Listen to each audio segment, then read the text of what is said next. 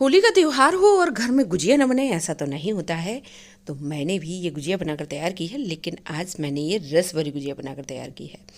तो सही सुना आपने, आज मैं आपको बिल्कुल ही मतलब आसान तरीके से बताने वाली हूँ कि घर पर आप किस तरह से रस भरी गुजिया बनाकर तैयार करें जो बिगड़ ही नहीं सकती है। बहुत ही बेहतरीन लगेगी सभी को।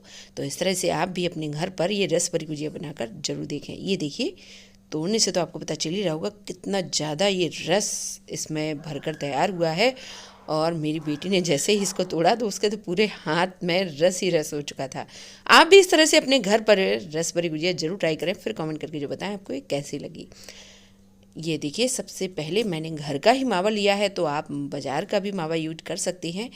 ये देखिए, बहुत ही बेहतरीन। और मैं आपको बता दूं, ये मावा मैंने मलाई वाला यूज किया है। तो आप कोई सा भी मावा यूज करके ये बनाकर तैयार कर सकते हैं। अब ये देखिए, मैं इसमें लच्छा नारियल, कुछ ड्राई फ्रूट्स और ये मैं इलायची का पाउडर इसमें ऐड कर रही हूँ। तो आप कोई से भी ड्राई फ्रूट्स इसमें ऐड कर सकते हैं और बहुत ही बेहतरीन ये फिलिंग बनाकर तैयार कर सकते हैं। तो ये फिलिंग पूरी तरह से ही तैयार अभी नहीं हुई है। मैं इसमें थोड़ी सी भुनी हुई सूजी ऐड कर रही हूँ।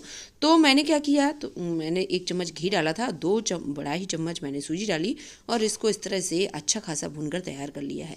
और बस मैंने ये सूजी इसमें ऐड कर दी। आप चाहें तो भुना हुआ आटा भी ऐड कर सकते हैं, या फिर आप सिर्फ मावा ही रहने दें। जैसा आप पसंद करते हो उसी के अकॉर्डिंग ही फिलिंग बनाकर तैयार कर सकते हैं।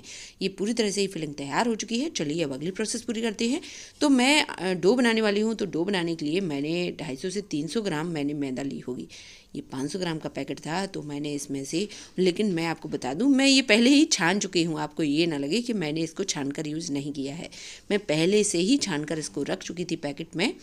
तो आप अपने अकॉर्डिंग ही मैदे का यूज कर सकते हैं। मैंने इसमें थोड़ा सा नमक ऐड कर दिया है।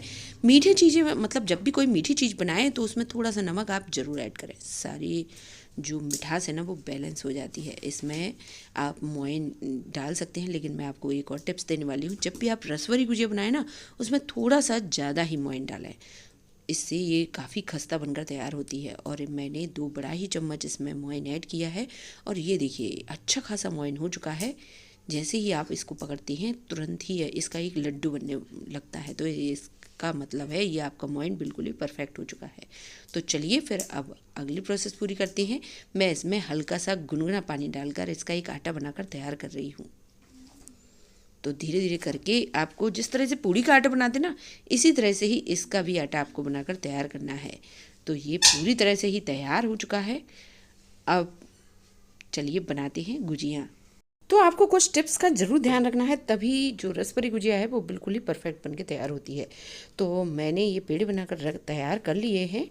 ये देखिए, अब मैं आपको बताती हूँ कि जब भी आप रसभरी गुजिया बनाएं और नॉर्मल गुजिया में थोड़ा सा अंतर रहता है, जिससे उसमें जो शुगर सिरप है वो अच्छे से फिल हो जाए। इसके लिए आपको कुछ टिप्स फॉलो करने पड़ते हैं। ये देखिए, सबसे पहले तो आपको जब भी आप इसके लिए जो पूड़ी बेलकर तैयार करते हैं ना, वो थोड़ी सी थिक होनी चाहिए। आप नॉर्मल गुजिया के लिए थोड़ी सी पतली सी पूड़ी बनाकर तैयार कर सकते हैं, और जो हम रसभरी गुजिया के लिए बनाते हैं ना, तो वो थोड़ी सी थिक पूड़ी बनकर तैयार होती है। सबसे पहले इसमें मैंने मैदे का घोल लगा लिया है, और इसमें जो फिलिंग है वो अच्छे से ही फिल कर लेना है आपको। तो मैंने अच्छे से ही फिलिंग फिल कर ली है। और ये देखिए, इसको अच्छे से ही बंद कर देंगे। और जो इसको जो गूंथते हैं ना, वो थोड़ा सा थिक ही होता है। तो मैं आपको बता दूं, मुझे ज़्यादा अच्छे से ये सब काम करना नहीं आता है। आप चाहें तो आप गुजिया का जो मोल्ड आता ना, उसका यूज कर सकते हैं। मैं इसी तरह से ही इसको गूंथती जा रही हूँ। वैसे आपने देखा होगा मार्केट में भी ये इसी तरह से ही जो थिक रहती ना इनकी जो गुठान, वो थिक ही, मतलब इसी तरह से ही गूंथ कर आपको तैयार करना है। ये देखिए, इस तरह से ही आपको थोड़ा सा थिक बनाना है इसको, और इसके बाद ही कुछ नहीं करना है। इसके बाद घोल लगाएं और इस तरह से ये घुट कर गुजिया तैयार कर सकते हैं। ये पूरी तरह से ही तैयार है। एक साइड मैंने तेल रख दिया है गर्म होने के लिए, और इस मीडियम फ्लेम पर ही मैं इनको सेक कर तैयार करूँगी। तो धीरे धीरे करके सभी को डालते जाएं, और मज़ेदार ये गुजिया बनने ही वाली है। इसको आपको गोल्डन होने तक सेक कर, मतलब इसको गोल्डन होने तक सेक कर तैयार करना है, जिससे जो शुगर सिरप में जब ये डलेगी ना, तो अच्छी खासी क्रिस्पी बनी रहेगी। तुरंत ही आप तोड़कर मत देखें, जब इसको पहले थोड़ा ठंडा करें फिर आप इसको तोड़कर देखें, तब ये काफ़ी क्रिस्पी रहती है।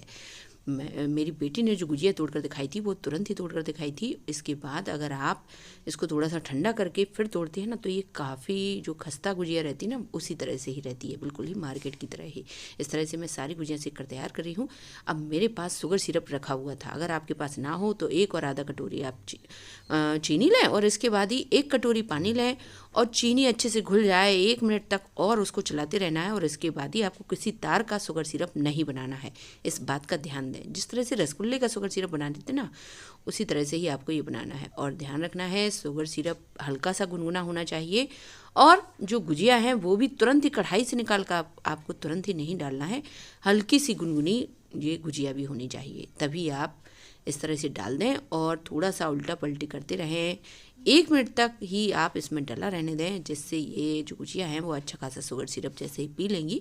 फिर बस इनको निकाल कर आप अलग रख दें। तो इस तरह से मैं तो बना चुकी हूँ, आप भी इनको ज़रूर ट्राई करिए। और हो सकता है आपको कोई चीज़ अगर ना समझ में आए तो आप कमेंट करके पूछ सकते हैं। वैसे तो मैंने बहुत ही अच्छे से सारी चीज़ें बताई हुई हैं।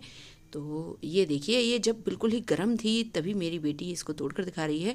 आप इसको थोड़ा सा शुगर सिरप निकलने के बाद थोड़ी देर ठंडा कर लें, फिर इसके बाद फिर आप देखें बिल्कुल ही मार्केट की तरह ही आपकी ये गुजिया बनकर तैयार हो जाएगी।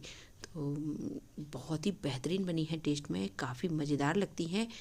मैं आपको बता दूं, जो नॉर्मल गुजिया रहती है ना, उससे मुझे तो ये वाली गुजिया बहुत ही ज़्यादा पसंद है। आप कमेंट करके जो बताएं आपको कौन सी गुजिया ज़्यादा पसंद है खाना।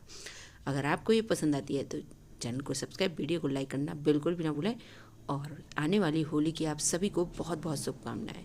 और ये देखिए, ये गुजिया इस तरह से तैयार हो चुकी है। मैं इसको थोड़ी देर मैंने इसको रखा रहने दिया। अब मैं आपको दिखाती हूँ, ये काफ़ी क्रिस्पी हो चुकी थी। तो इसको एक बार ज़रूर ट्राई करें, फिर कैसी लगी जो बताएं। Thank you.